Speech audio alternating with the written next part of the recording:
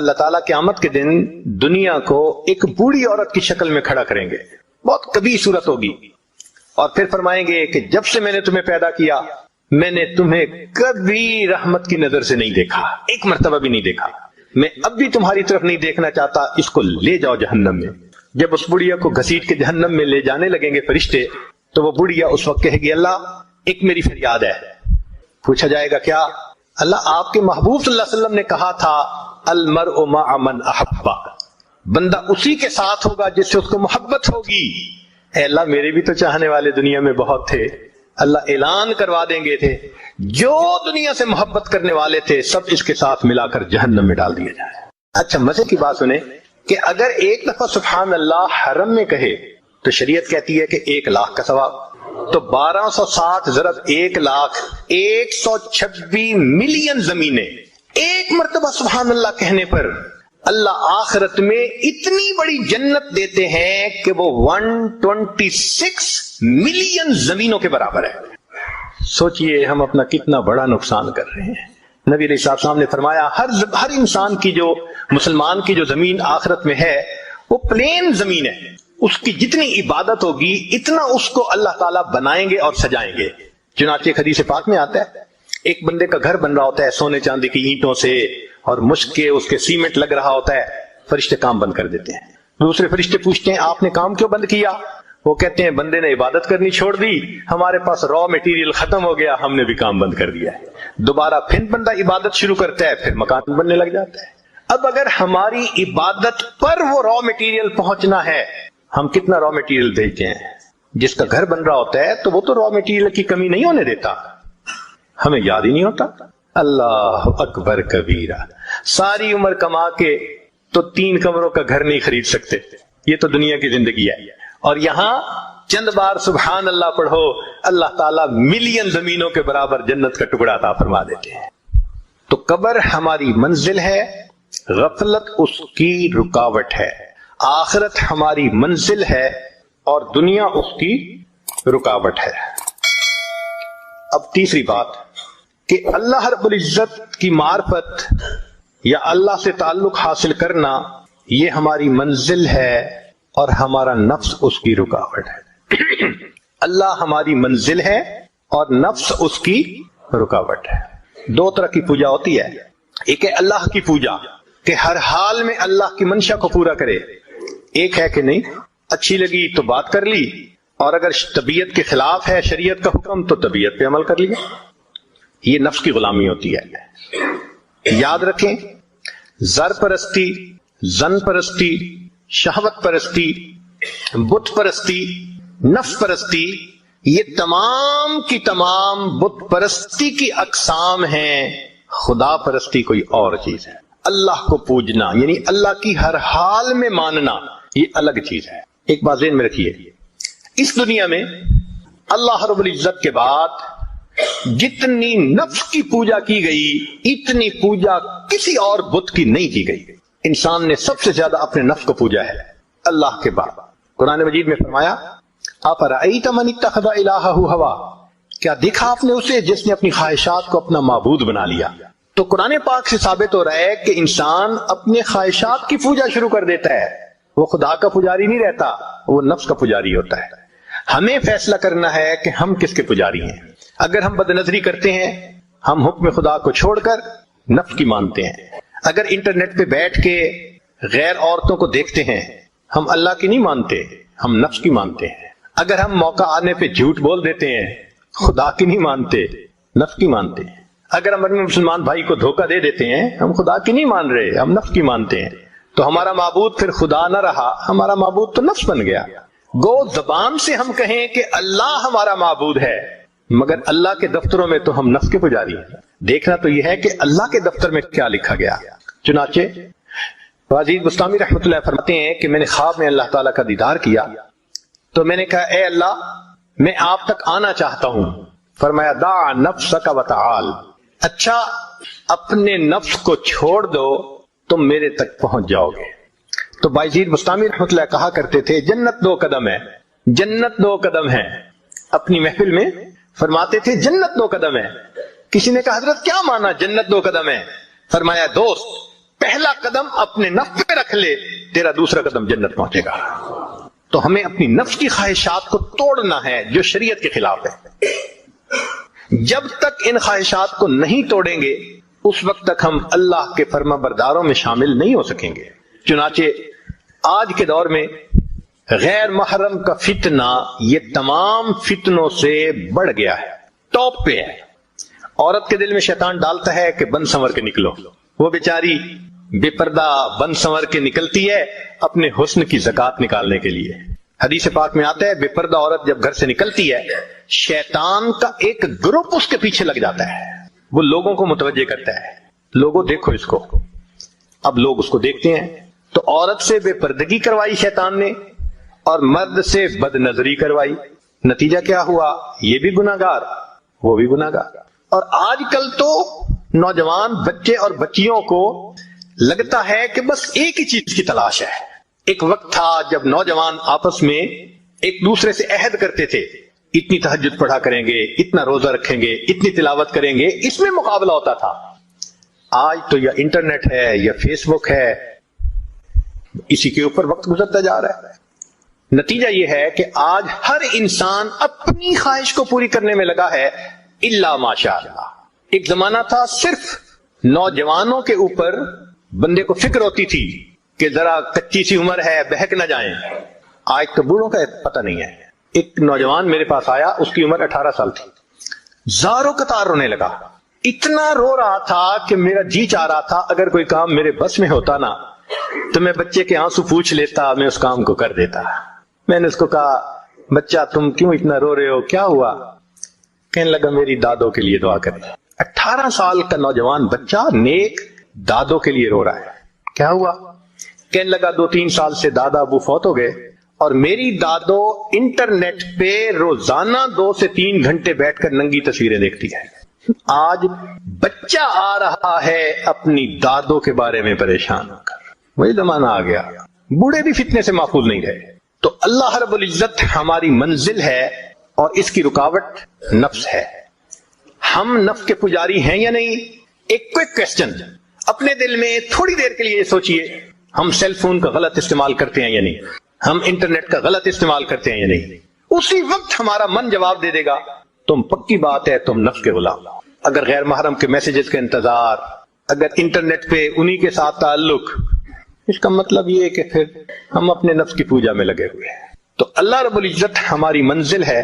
بندہ سونے کے لیے اپنے بستر پر آئے اور یہ دعا پڑھے، لا الہ الا اللہ وحدہ لا شریک لہ لہ الملک ولہ الحمد وہو علی کل شیء قدیر ولا حول ولا قوۃ الا باللہ العلی العظیم سبحان اللہ والحمد للہ، غفرت لہ ذنوبہ او خطایاہ۔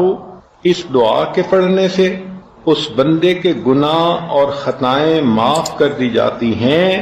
وَإِن كَانَتْ مِثْلَ زَبَدِ الْبَحْرِ، وفی روایہ وَلَوْ كَانَتْ أَكْثَرَ مِنْ زَبَدِ الْبَحْرِ، اگرچہ اس کے گناہ سمندر کی جھاگ کے برابر کیوں نہ ہوں۔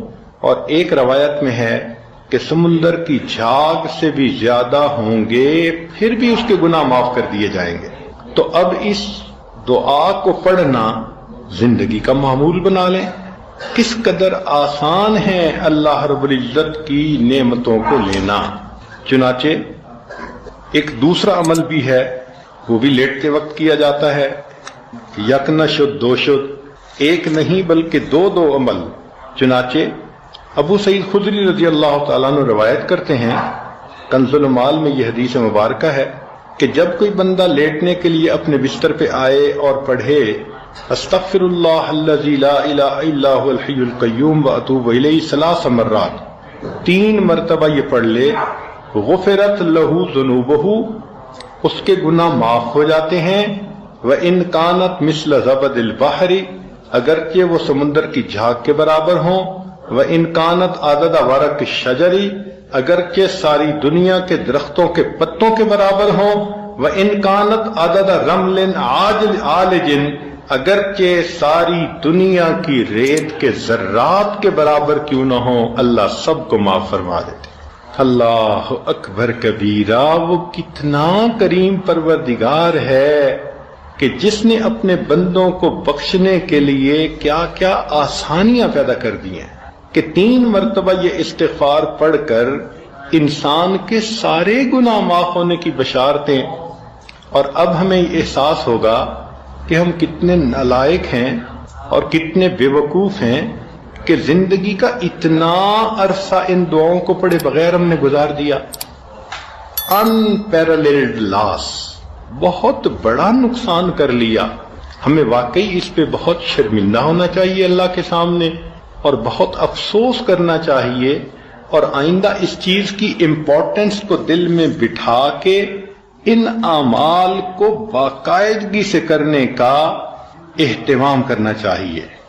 اچھا، یہ دعائیں تو 2 ایسی تھیں کہ لیٹتے وقت بندے نے پڑھ لی، تو اس کا مطلب یہ کہ جو صفحہ زندگی ہوگا اس کے آخر پر اچھائی لکھی ہوئی ہوگی. اب جب انسان کی آنکھ کھلتی ہے تو زندگی کے صفحے کی ابتدا ہوتی ہے. اس وقت کی بھی دعائیں بتائی گئیں. چنانچہ نبی علیہ الصلوۃ والسلام نے ارشاد فرمایا کہ جو بندہ بیدار ہو اور بیدار ہوتے وقت وہ یہ پڑھے لا الہ الا اللہ وحدہ لا شریک لہ، لا الہ الا اللہ وحدہ لا شریک لہ، لہ الملک ولہ الحمد وہو علی کل شیء قدیر، الحمد للہ وسبحان اللہ ولا الہ الا اللہ واللہ اکبر ولا حول ولا قوۃ الا باللہ. ثم قال اللہم اغفر لی. یعنی جو بندہ صبح اٹھے اور یہ دعا پڑھے اور اس کے بعد کہے اللہم اغفر لی، اللہ میری مغفرت فرما دے، تو اللہ رب العزت اس پر اس بندے کی مغفرت فرما دیتے ہیں. بلکہ اس کے بعد فَإِن تَوَضَّأَ ثُمَّ صَلَّى قُبِلَتْ صَلَاتُهُ، اس دعا کے پڑھنے کی یہ خوبی یہ بھی ہے کہ اگر اس کے بعد اس نے وضو کیا اور فجر کی نماز پڑھی تو اللہ اس کی نماز کو بھی قبول فرما لیتے ہیں. تو دیکھیں، نام اعمال کے شروع میں بھی آپ نیکیاں لکھوا سکتی ہیں. اور عجیب مزے کی بات کہ درمیان میں بھی، نیند کے درمیان میں جب بندہ کروٹ لیتا ہے تو کئی مرتبہ آنکھ کھلتی ہے. تو جب آنکھ کھلتی ہے تو اس وقت بھی کچھ پڑھنے کے الفاظ ہیں. اگر ان الفاظ کو پڑھ لیں تو اس پر بھی اللہ رب العزت کی طرف سے مغفرت، اللہ رب العزت کی طرف سے اس پر بھی بندے کے گناہ معاف ہوتے ہیں. اب کروٹیں بدلتے ہوئے آنکھ کا کھلنا یہ تو معمول کی بات ہے. کتنی مرتبہ انسان سردی کے موسم میں کمبل ٹھیک کرتا ہے، رضائی ٹھیک کرتا ہے، اپنی کروٹ بدلتا ہے، ایک طرف سے دوسری طرف ہوتا ہے. تو کروٹ بدلتے ہوئے دعا کرنا، سبحان اللہ. عبداللہ بن عمر لانو نے اس کو روایت کیا کہ جو بندہ قال ہی نہ یتحرک من اللیل، کہ جو بندہ رات کو سویا ہوا کروٹ بدلے اور 10 مرتبہ کہہ دے بسم اللہ و سبحان اللہ و آمنت باللہ و کفرت بالطاغوت، تو ان کے پڑھنے سے اللہ رب العزت اس کے گناہوں کو بھی معاف فرمائیں گے اور ہر اس چیز سے محفوظ فرمائیں گے جس کا خوف اس کے دل میں ہو. ذرا توجہ کیجئے گا، یہ بہت بڑی نعمت ہے مشکل کام کہ نیند ہوتی ہے تو اس وقت تو بندہ چاہتا ہے کہ بس میٹھی نیند لے لیں اور دوبارہ آنکھ لگ جائے. تو اس وقت جو جاگنا ہے وہ مشکل معاملہ ہوتا ہے کچھ پڑھنا، لیکن اس وقت کے پڑھنے پر اجر بھی وہ ملا کہ جو اجر عام دعاؤں پر نہیں ملتا. کیا کہ آپ کے دل میں کتنی باتوں کا خوف ہوتا ہے، میاں نہ ناراض ہو جائے، اولاد نہ فرمان نہ بن جائے، بیٹی کے انداز بدلے ہوئے ہیں، اللہ اس کی حفاظت فرمائے، ساس آج کل بہت ناراض ہے، اللہ اس کو راضی کر دے، یا میرے خاوند کا کاروبار نہیں چل رہا تو تنگ دستی کا خوف. جو خوف دل میں ہے، یا فلاں مجھ سے بہت حسد کرتی ہے وہ مجھے کوئی نقصان نہ پہنچا دے، یا ہمارے گھر میں چور نہ آ جائیں، ڈاکو نہ آ جائیں، عزت کے لٹیرے نہ آ جائیں، یہ کتنا قسم کا خوف ہوتا ہے. تو حدیث پاک میں فرمایا کہ کروٹ بدلتے ہوئے اگر یہ عمل کر لیں گی تو جس چیز کا خوف دل میں ہوگا اللہ تعالیٰ اس خوف کو ختم فرما دیں گے۔ سبحان اللہ، کتنی بڑی نعمت اللہ رب العزت نے عطا فرما دی کہ کروٹ لینے پر وہ نعمت مل گئی کہ سارے گناہ ہی اللہ نے معاف کر دیے، اور جو خوف دل میں لگا ہوا تھا اللہ رب العزت نے وہ خوف بھی دل سے نکال دیا۔ لمبی چوڑی اپنی تسبیحات کرنے کی بجائے ہم وہ کام کیوں نہ کریں جو اللہ کے حبیب صلی اللہ علیہ وسلم نے بتلایا کہ جس پر گناہ معاف ہوتے ہیں۔ چنانچہ حدیث مبارکہ میں آتا ہے دوسرا عمل کروٹ لیتے ہوئے، اس کو انس رضی اللہ عنہ نے روایت کیا اور ابن سنی نے اپنی کتاب میں اس کو نقل کیا۔ فرماتے ہیں کہ جب کوئی بندہ دائیں یا بائیں کروٹ لے ثم یقول، پھر کہے اشہد ان لا الہ الا اللہ وحدہ لا شریک لہ لہ الملک ولہ الحمد یحیی ویمیت وہو حی لا یموت بیدہ الخیر وہو علی کل شیء قدیر، تو جو بندہ کروٹ لیتے ہوئے یہ کہتا ہے یقول اللہ عز وجل للملائکہ، اللہ رب العزت ملائکہ سے فرماتے ہیں انظروا الی عبدی، میرے بندے کو دیکھو کہ اس وقت بھی یہ مجھے نہیں بھولا، لا ینسنی فی ھذا الوقت اشہدکم انی قد رحمتہ، میں فرشتوں تمہیں گواہ بناتا ہوں کہ میں نے ان پر رحمت فرما دی، وغفرت لہ، اور میں نے اس بندے کی مغفرت فرما دی۔ سبحان اللہ، کروٹ لیتے ہوئے ایک مرتبہ پڑھنے پر اللہ فرشتوں کو گواہ بناتے ہیں کہ میں نے اس بندے کے گناہوں کی مغفرت فرما دی۔ اللہ اکبر کبیرہ۔ تو یہ تو اللہ رب العزت کا کرم ہے اور احسان ہے کہ رب کریم نے ہمارے لیے اس طرح راستے کھول دیے کہ ہم آسانی سے اپنے گناہوں کی مغفرت کروا سکتے ہیں۔ اور اب دو باتیں اور ہیں، مختصر سن لیجئے کہ اس کو طبرانی نے روایت کیا، حضرت معاذ رضی اللہ عنہ اس کے راوی ہیں، فرماتے ہیں کہ جو بندہ اللہ رب العزت سے اس حال میں ملے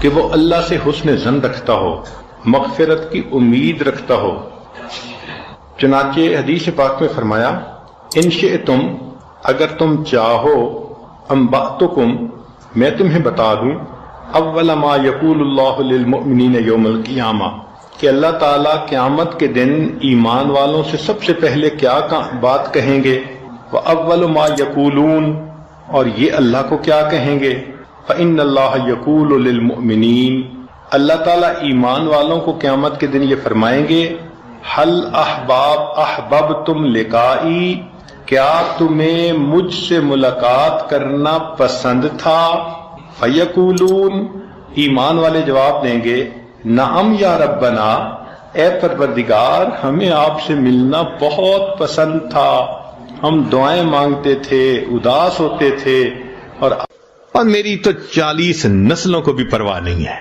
جب اس نے یہ تکبر کے الفاظ بولے اللہ نے اس کو اپنی پکڑ میں لے لیا۔ ہوا کیا، اب بزنس پہ نقصان سے نقصان، نقصان پہ نقصان، پیسے جانے شروع ہو گئے، ساتھ بیمار ہو گیا، اور بیمار ہونے کے بعد 6 مہینے کے اندر یہ دنیا سے رخصت ہو گیا۔ اس کا ایک ہی بیٹا تھا، 17-18 سال اس کی عمر تھی لڑکے کی، ساری دولت، ساری زمین اس کے وراثت میں آ گئی۔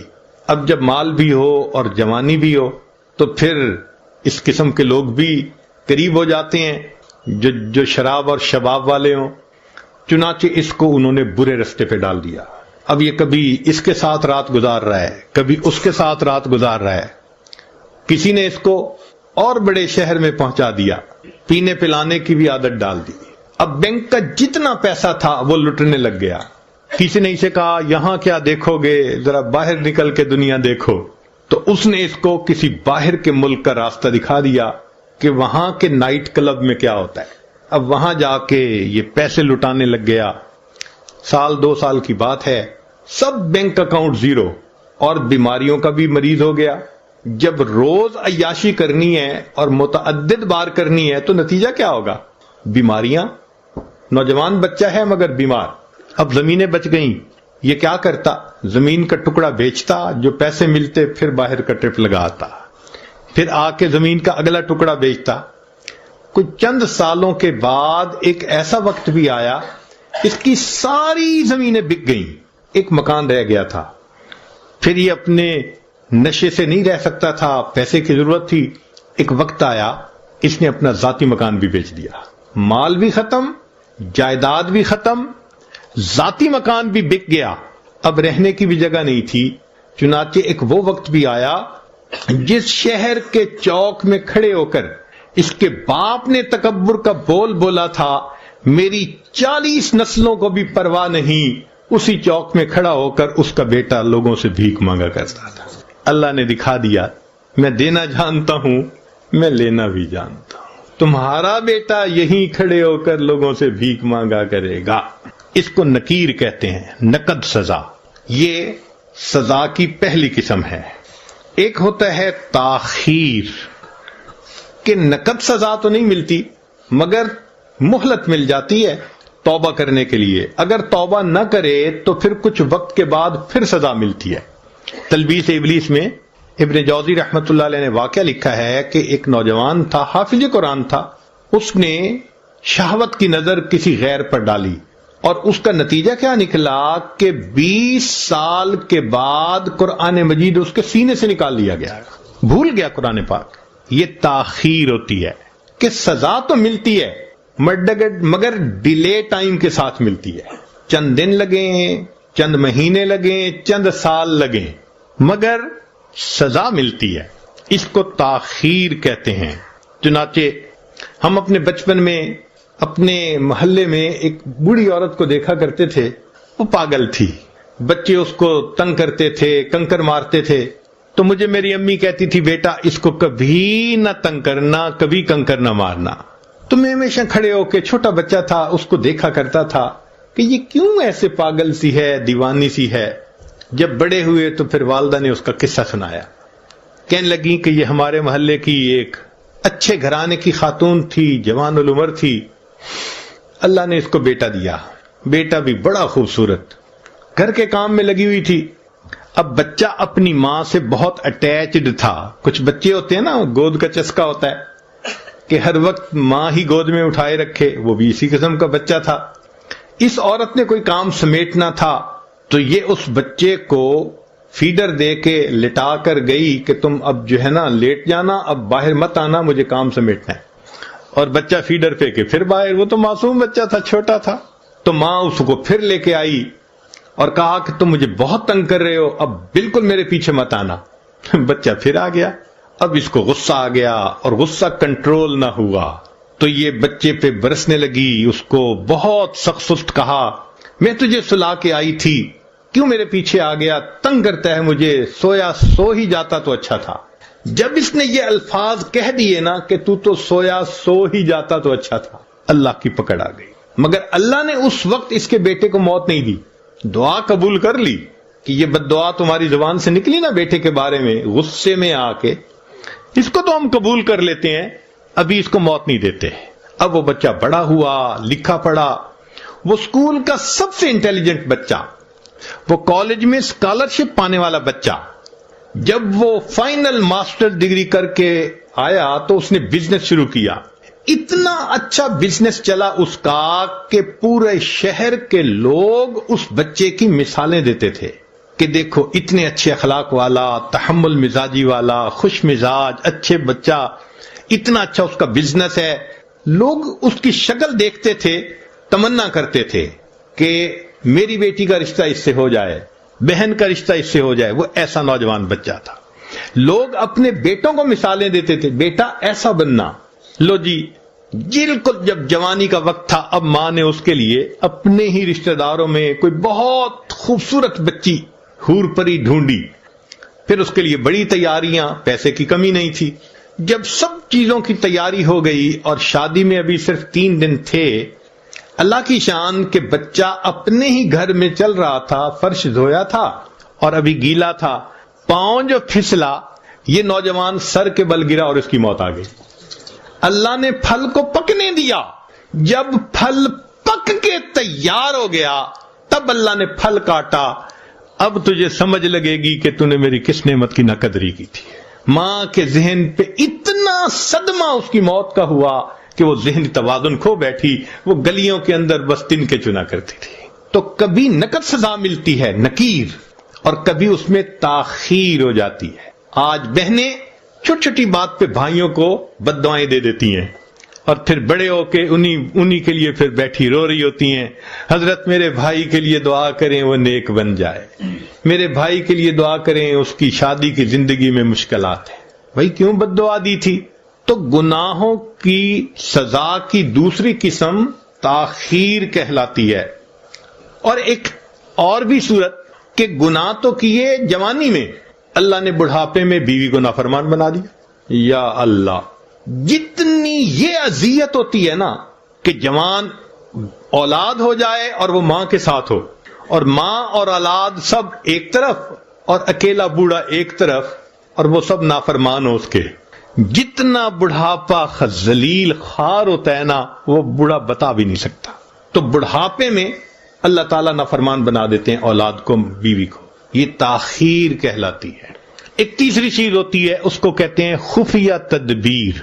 یہ سزا ملنے کی تیسری قسم ہے کہ اللہ ایسی طرح سے سزا دیتے ہیں نظر بھی نہیں آتی اور وہ سزا مل رہی ہوتی ہے۔ مثال کے طور پہ بچی کا رشتہ طے ہی نہ ہونا کہیں، اب انسان سوچتا پھرتا ہے کسی نے رشتہ باندھ دیا، کون باندھ سکتا ہے؟ اللہ تعالیٰ کوئی کام کرنا چاہے تو مخلوق روک سکتی ہے؟ کوئی نہیں روک سکتا۔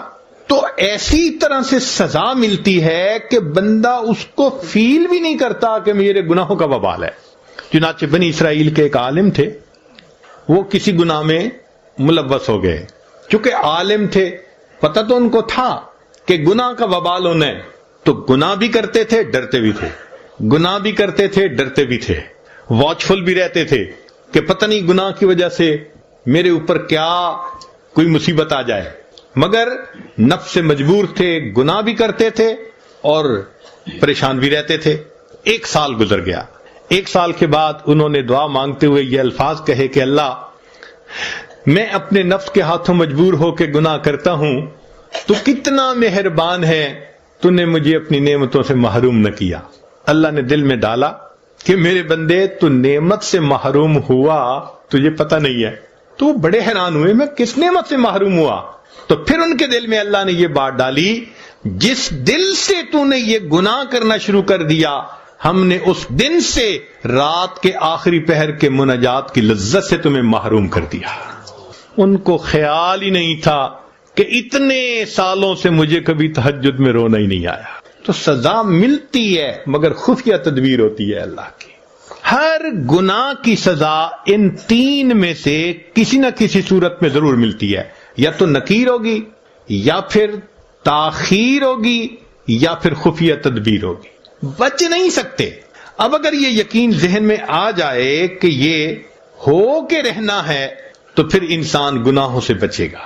ایک نقطے کی بات ذہن میں رکھیے کہ جب انسان پر اللہ کی نعمتوں کی بارش ہو اور انسان پر گناہوں کے راستے کھلے ہوئے ہوں، یہ خطرے کی گھنٹی ہوتی ہے۔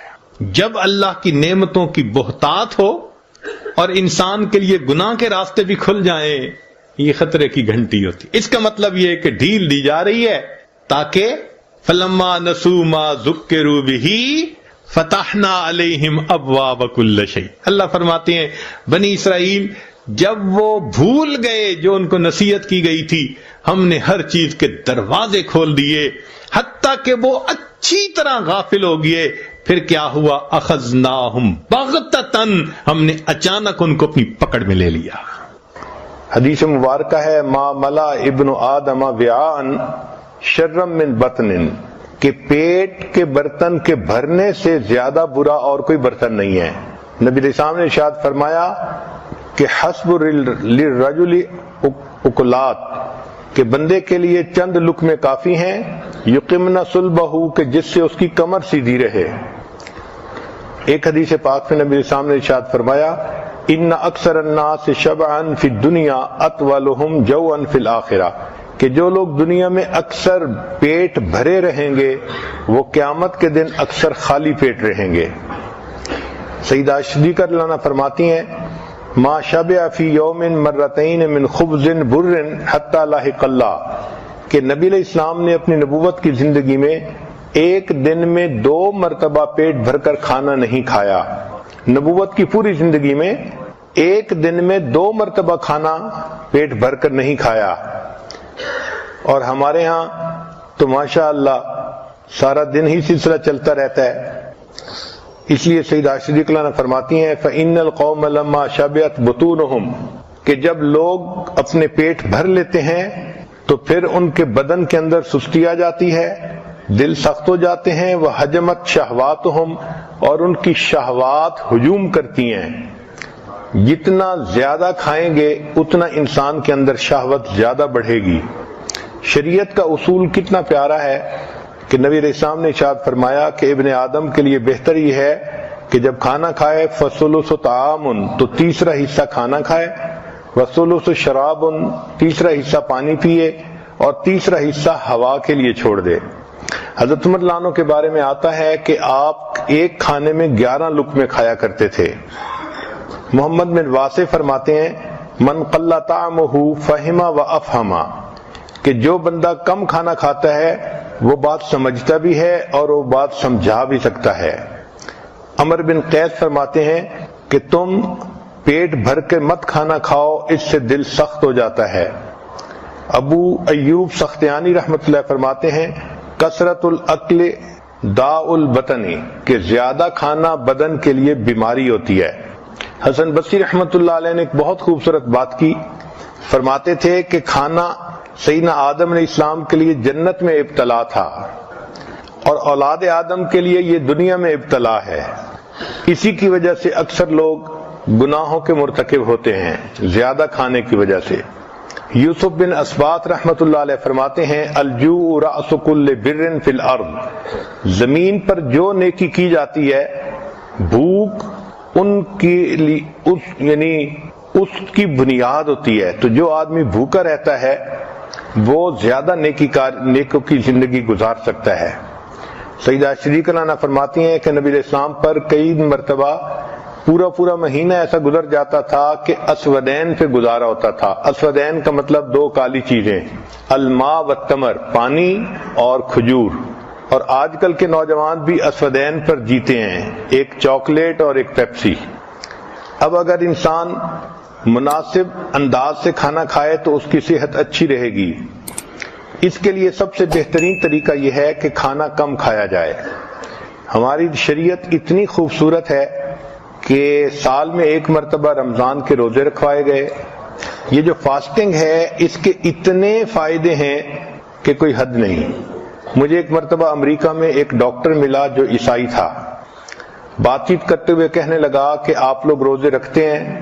میں نے بتایا کہ ہاں ضرور رکھتے ہیں۔ کہنے لگا میں بھی 40 دن روزے رکھتا ہوں ہر سال۔ میں نے کہا آپ کیوں رکھتے ہیں؟ کہنے لگا کہ میں نے اپنی ڈاکٹری میں اس بات پر ریسرچ کی کہ انسان کی ہیلتھ بہتر کیسے ہو سکتی ہے، تو میں نے دیکھا کہ اگر وہ بھوکا رہے تو اس کے جسم سے بیماریاں ختم ہو جاتی ہیں، تو میڈیکل ریزن کی وجہ سے میں 40 دن ہر سال روزے رکھتا ہوں۔ اگر کافر لوگ مادی فائدے کو سامنے رکھ کے ہر سال 40 روزے رکھتے ہیں تو ہم مسلمان تو خوش ہو کے رمضان کے 30 روزے رکھیں کہ اللہ رب العزت نے اس کو عبادت بھی بنایا اور ہمارے لیے بدن کی صحت بھی بنایا۔ روزے کا سب سے بڑا فائدہ یہ ہوتا ہے کہ جو ہم کھانے کھاتے ہیں ان میں سے کچھ چیزیں ٹاکسین ہوتی ہیں، وہ انسان کے بدن کے لیے نقصان دہ ہوتی ہیں۔ تو جب کوئی ٹاکسک چیز اندر جاتی ہے تو جسم اس کو ٹیشو کے اندر بند کر کے رکھ دیتا ہے کہ جب معدہ خالی ہوگا پھر اس کو پروسیس کریں گے۔ اس کی مثال ایسی ہے کہ جیسے عورتیں گھر کے اندر بہت ساری چیزیں ہیں تو شاپر میں ڈال کے ایک طرف پھینک دیتی ہیں، اچھا فارغ ہوں گی تو پھر تسلی سے ان کو سنبھالیں گی۔ تو جسم کا ٹیشو اس کو اس طرح اپنے ٹیشو میں لے کے اس کو رکھ لیتا ہے۔ جب انسان روزہ رکھتا ہے تو اس وقت باڈی کو موقع مل جاتا ہے اور پھر یہ ٹاکسک چیزیں بدن سے نکل جاتی ہیں۔ اس لیے فطرت کا اصول بھی یہی ہے۔ آپ دیکھیں اگر کوئی جانور بیمار ہو جائے تو وہ کھانا پینا بند کر دیتا ہے، اور کھانا بند کرنے سے اس کی بیماری ٹھیک ہو جاتی ہے اور جانور صحت مند ہو جاتا ہے۔ جب ہم کھانا کھاتے ہیں تو ہماری باڈی انرجی کا 65% ہمارے اسٹومک کی طرف ڈائریکٹ ہو جاتا ہے. یہ انرجی جو 65% ہے یہ ہماری باڈی کے لیے بھی استعمال ہو سکتی ہے، سیل کو ریپلیس کرنا اور ہاؤس کلیننگ کرنا. اس لیے ہمیں چاہیے کہ ہم روزے رکھنے کی عادت ہی ڈالیں. رمضان کے روزے تو اپنی جگہ، اس کے علاوہ بھی نوجوان بچوں کو، مردوں کو، عورتوں کو روزے رکھنے کی عادت ہونی چاہیے. چنانچہ روزے سے انسان کے مسل ریبلڈ ہوتے ہیں. یہ عمل سونے اور روزے کی حالت میں مکمل ہوتا ہے. روزے سے انسان کا امیون سسٹم زیادہ مضبوط ہو جاتا ہے. بیکٹیریل انفیکشن، وائرل انفیکشن اور ٹیومر وغیرہ روزہ رکھنے سے ختم ہو جاتے ہیں. روزے سے انسان کی بلڈ شوگر کے چانس کم ہو جاتے ہیں. روزہ رکھنے سے انسان کا وزن نہیں بڑھتا. یہ تجربے سے ثابت ہوا ہے کہ 50% کھانا کم کرنے سے انسان کی زندگی 40% بڑھ جاتی ہے. چنانچہ روزہ رکھنے سے انفلیمیشن کم ہو جاتی ہے، ٹرائی گلائسرائڈ کم ہو جاتا ہے، کولیسٹرول کم ہوتے ہیں اور انسانی زندگی ہوا میں رکھے ہوئے ہے. جیسے ہوا میں رکھا ہوا چراغ ایک جھونکے کا محتاج ہوتا ہے، انسانی زندگی بھی ایک پل کی محتاج ہوتی ہے. کسی شاعر نے کہا، زندگی کیا ہے تھرکتا ہوا ننھا سا دیا، ایک ہی جھونکا جسے آ کے بجھا دیتا ہے. یا سے مژگاں غم کا تھرکتا ہوا آنسو، پلک چھپکنا جسے مٹی میں ملا دیتا ہے. کہ زندگی کی مثال ایسی ہے جیسے ہوا میں رکھا ہوا چراغ، ایک جھونکا آتا ہے چراغ بجھ جاتا ہے. یا پھر رونے والے کی پلکوں پہ جو آنسو ہوتا ہے وہی پلک چھپکنے کا محتاج ہوتا ہے. پلک چھپکی اور آنسو زمین پہ گر گیا. اسی طرح انسان کا معاملہ ہے، ایک لمحہ پہلے زندہ ہوتا ہے اور ایک لمحے کے بعد اسے موت آ جاتی ہے. ہماری دنیا کی زندگی کا وقفہ بہت تھوڑا ہے، چاہے وہ 100 سال ہی کیوں نہ ہو. زندگی انسان کی ہے مانند مرغ بے نوا زندگی انسان کی ہے مانند مرغ بے نوا، شاخ پر کچھ دیر بیٹھا چہچہایا اڑ گیا. جیسے پرندے کی مثال ہوتی ہے کہ وہ اڑ کر آتا ہے، تھوڑی دیر درخت پر بیٹھتا ہے، چہچہانے کے بعد واپس چلا جاتا ہے. ہم بھی اس دنیا کے درخت پر آئے، تھوڑی دیر اپنی زندگی میں ہم یہاں چہچہائیں گے، اعمال کریں گے اور بالآخر ہمیں آخرت کی طرف لوٹ جانا ہے. آتے ہوئے اذاں ہوئی، جاتے ہوئے نماز. اس لیے بچہ جب آتا ہے تو اس کے ایک کان میں اذان اور ایک کان میں اقامت کہی جاتی ہے. اس کو یہ سبق دیا جاتا ہے کہ دیکھیں تیری زندگی کی اذان بھی ہو چکی، اقامت بھی ہو چکی، اب جماعت کھڑے ہونے میں جتنا تھوڑا سا ٹائم ہوتا ہے وہ تیری زندگی ہے. جیسے ہی تو مرے گا تیری نماز جنازہ کھڑی ہو جائے گی. آتے ہوئے اذاں ہوئی، جاتے ہوئے نماز، اتنی ذرا سی دیر میں آئے چلے گئے. اور یہ اللہ تعالیٰ کا ایک غیبی نظام ہے، بناتا ہے اللہ تعالیٰ سارے زندگی معاملات کو. بہار دنیا ہے چند روزہ، نہ چل یہاں سر اٹھا اٹھا کر. بہار دنیا ہے چند روزہ، نہ چل یہاں سر اٹھا اٹھا کر. خدا نے خود ہی مٹا دیے ہیں ہزاروں نقشے بنا بنا کر. اللہ تعالیٰ نقشے بناتا ہے اور پھر خود ہی بگاڑ دیتا ہے، کیونکہ بندے کو بالآخر اپنی اصل منزل کی طرف لوٹنا ہے جو موت ہے. موت اٹل ہے، ایک دن انسان کو آ کے رہنی ہے. انسان کا رزق بھی پیچھا کرتا ہے، انسان کی موت بھی پیچھا کرتی ہے، اور موت ایسا پیچھا کرتی ہے کہ بالآخر ایک دن بندے کو دنیا سے جانا ہی پڑتا ہے. اللہ تعالیٰ اپنے محبوب صلی اللہ علیہ وسلم کو فرماتے ہیں کہ اے میرے حبیب صلی اللہ علیہ وسلم، وما جعلنا لرجل من قبلک الخلد، ہم نے آپ سے پہلے بھی دنیا میں کوئی مرد ایسا نہیں بنایا کہ جو ہمیشہ رہے. آپ غور کیجئے، اگر موت کو دولت کے ذریعے سے ٹالا جا سکتا تو قارون کو موت نہ آتی. اگر موت کو حکومت کے ذریعے سے ٹالا جا سکتا تو فرعون کو موت نہ آتی. اگر موت کو حسن و جمال کے ذریعے سے ٹالا جا سکتا تو یوسف علیہ السلام کو موت نہ آتی.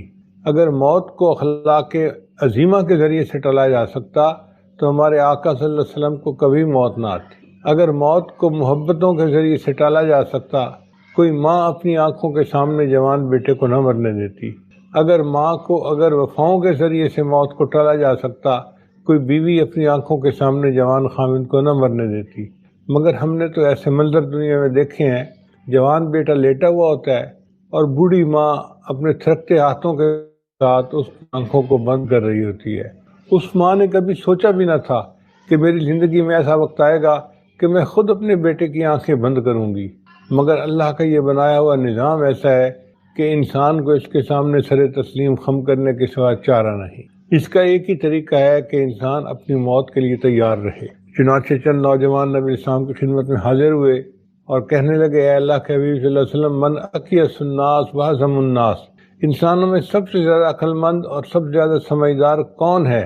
نبی اسلام نے فرمایا کہ اکثرہم ذکر للموت، وہ جو موت کو کثرت کے ساتھ یاد کرتا ہو، وہ اکثرہم استعداد للموت، اور جو موت کی کثرت کے ساتھ تیاری کرتا ہو، اولئک الاکیاس، یہ ہیں عقل مند لوگ، ذہبوا بشرف الدنیا و کرامت الآخرہ، دنیا کی شرافت اور آخرت کی بزرگی یہی لے گئے۔ چنانچہ موت کی تیاری کوئی ڈنڈ بیٹھ کے نکالنے کا نام نہیں ہے، کوئی ورزش کرنے کا نام نہیں ہے، کوئی ورک آؤٹ کرنے کا نام نہیں ہے۔ موت کی تیاری یہ ہے کہ انسان اپنے گناہوں سے معافی مانگ لے اور نیکی بھری زندگی گزارنا شروع کر دے اور اپنے اخلاق اچھے کرے۔ اگر کسی کا دل دکھا ہے تو اس سے معافی مانگے۔ ایسی زندگی ہو کہ حضرت خواجہ عبدالمجید والا صدیقی رحمۃ اللہ فرمایا کرتے تھے کہ قیامت کے دن کوئی بندہ گریبان پکڑنے والا نہ ہو۔ اگر کسی نے اپنی زندگی کو ایسے بنا لیا، جوان بیٹے بھی تھے، اس کو دشمنوں نے قتل کر کے نہر میں ڈال دیا تو اس کی لاش نہر کے پانی کے اندر رہی اور پھول گئی۔ جب پتہ چلا، پولیس نے لاش کو پکڑا تو لاش اتنی پھولی ہوئی تھی کہ پتہ بھی نہیں چلتا تھا کہ یہ شکل مرد کی ہے یا عورت کی ہے، شناخت ہوتی نہیں تھی۔ اب جب شناخت ہوتی نہیں تھی تو پولیس نے قریب گاؤں کے امام صاحب کو کہا کہ جو بھی ہے مسلمان ہے، آپ اس کو نہلا دھلا کر دفنا دیں، کیس کھلے گا تو پھر بعد میں دیکھی جائے گی۔ چنانچہ امام صاحب نے اس کو نہلا دیا، لیکن جب کفن دینے کا وقت آ گیا تو امام صاحب نے کہا کہ میرے پاس تو پیسے نہیں کہ میں کفن خرید سکوں۔ دیہاتوں میں کھانے پینے کی چیزیں ہوتی ہیں لیکن کیش شہر میں نہیں ہوتا کہ انسان خرچ کر سکے۔ تو بستی والوں نے کہا کہ اچھا پھر اس کے لیے چندہ کر لو۔ چنانچہ مسجد میں اعلان ہوا، لوگوں، لاوارث نعش ہے، اس کو کفن دینا ہے، اس کے لیے چندہ لاؤ۔ کوئی 1 روپیہ لایا، کوئی 2 روپے لایا، کوئی 5 روپے لائے۔ 1 گھنٹہ اعلان ہوتا رہا اور 1 گھنٹے اعلان کے بعد پیسے پورے ہوئے، کفن خریدا گیا اور اس ناوارث لاش کو کفنا کر بالآخر دفنا دیا گیا۔ 3 مہینے کے بعد جب کیس کی حقیقت کھلی تو پتہ چلا کہ وہ بندہ اپنے علاقے کا نمبردار تھا، کئی کروڑ روپیہ اس کے بینک اکاؤنٹ میں تھا اور 4 مربع زمین کا مالک تھا اور اوپر کنوں کے باغ لگے ہوئے تھے، 4 جوان بیٹے تھے۔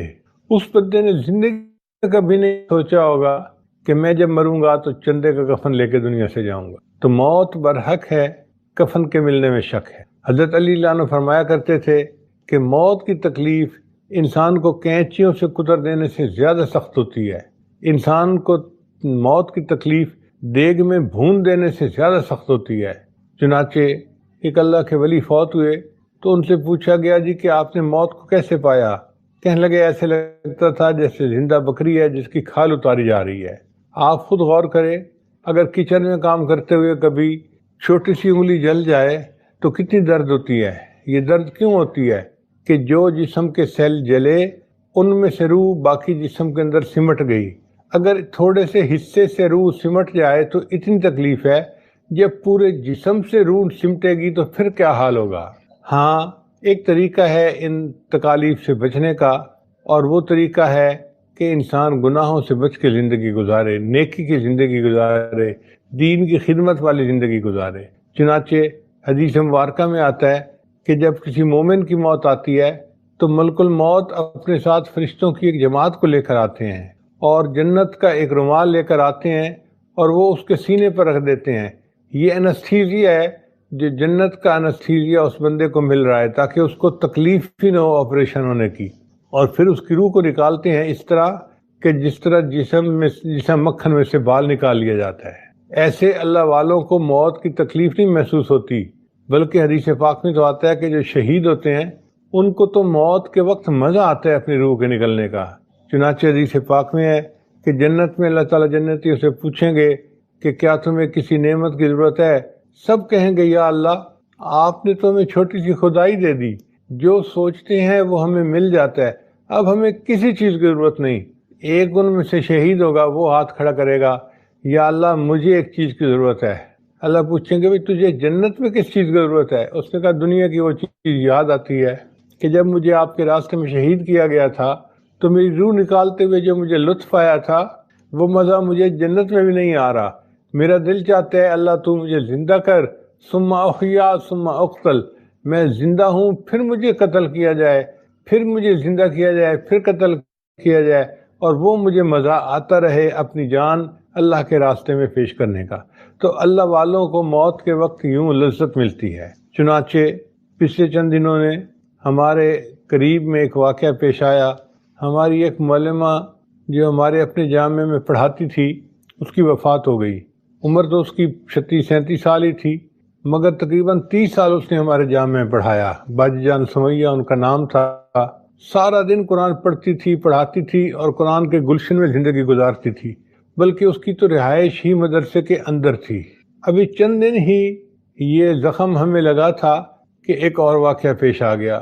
ہماری ای مہد کی ایک معلمہ جس کا نام مہوش تھا، مہوش باجی، اچانک اس کی وفات ہو گئی. اللہ کی شان دیکھیں کہ امید سے تھیں اور بچے کی ولادت کا وقت قریب تھا، اور کوئی خاص وجہ بھی نہیں بنی کہ ہارٹ اٹیک ہوا ہو یا فلاں ہوا ہو یا فلاں ہوا ہو.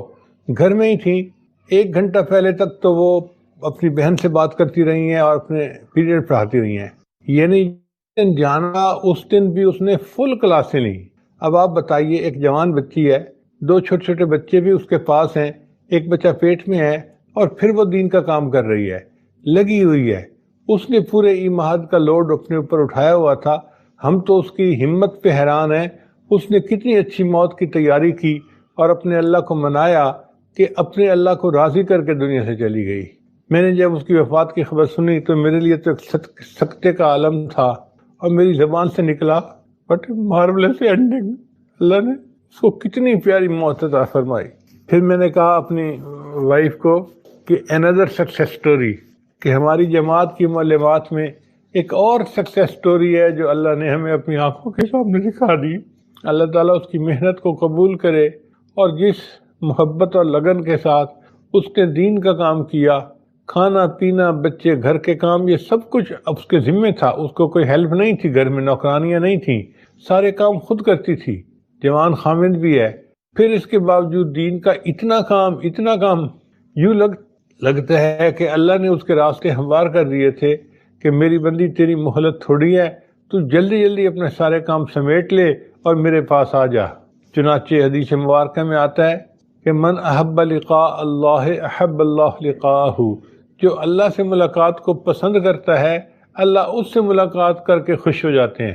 اور ایک حدیث پاک میں آتا ہے کہ تحفۃ المؤمن الموت، کہ مومن کے لیے موت ایک تحفہ ہوتی ہے کہ اس کی اللہ سے ملاقات ہو جاتی ہے، اللہ کے پاس وہ چلا جاتا ہے.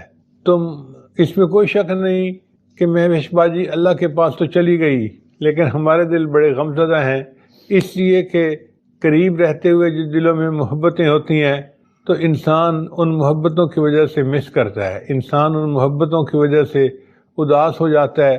ہماری آنکھوں میں آنسو ہیں، دل ہمارے غمزدہ ہیں، لیکن ہم اللہ کا شکر ادا کرتے ہیں کہ اللہ نے ان کو اتنی اچھی موت عطا فرمائی. ہمارے جامعہ کی طالبات کو جب پتہ چلا کہ اس طرح ایک اور معلمہ فوت ہو گئی تو مجھے تھوڑی دیر پہلے بتایا گیا کہ انہوں نے 107 قرآن مجید ان کے لیے پڑھے ایصال ثواب کے لیے، اور 7 لاکھ مرتبہ کلمے کا ورد کیا. سبحان اللہ. اتنی اچھی موت اگر آنی ہو تو بندہ تو پھر مرنے کے لیے تیار رہنا چاہیے. کہتے ہیں کہ وہ ایک مقبرہ ہے جو دنیا میں عجوبہ ہے، انڈیا کے اندر ہے، میرے ذہن سے اس کا نام نکل گیا، تاج محل. اس کو دیکھنے کے لیے ایک رشین جوڑا آیا تو حیران ہو گئے کہ اتنا خوبصورت بنا ہوا ہے. تو خامد نے اپنی بیوی کو کہا کہ جب تم مرو گی نا تو میں بھی تمہیں ایک ایسا تاج محل بنوا کے دوں گا. تو وہ چالاک لڑکی تھی، اس نے آگے جواب دیا کہ if you promise me a tomb half as better, I am ready to die tomorrow. اگر تم اس سے آدھا مقبرہ بھی خوبصورت بنا کے مجھے دو تو میں کل مرنے کو تیار ہوں. تو مہوش کی موت کو دیکھ کے تو ایسا ہی لگتا ہے کہ اگر اتنی اچھی موت آنی ہوتی ہے تو پھر تو ہمیں بھی ہر